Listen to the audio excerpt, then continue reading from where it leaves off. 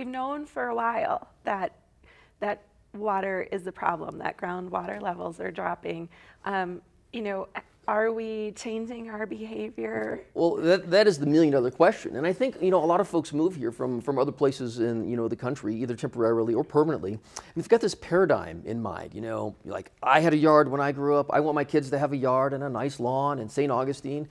And it's a latent awareness, of a problem. And then there's also the folks that have been around for 100 years and said, Grandpa had a big lawn and I've got a big lawn and a big orchard and that's the way it is. And everybody else who has come afterward, well, they can just restrict their water use. And unfortunately, I see both sides of those camps.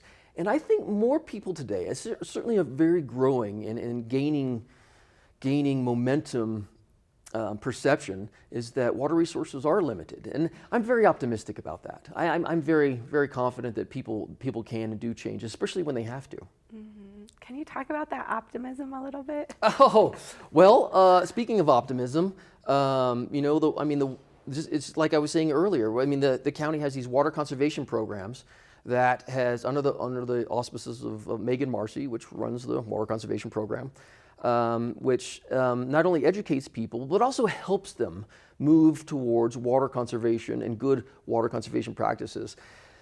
We've got, a toilet replacement program for the county for old, inefficient, toilets. We've got, education programs about low use appliances. We've got a rain barrel program where we give you subsidized rain barrels to help you capture this. And I'm not an expert on this, so I apologize because I miss a lot of staff meetings. But I believe the county's actually going to start creating ordinance for capturing rainwater in cisterns for human consumption.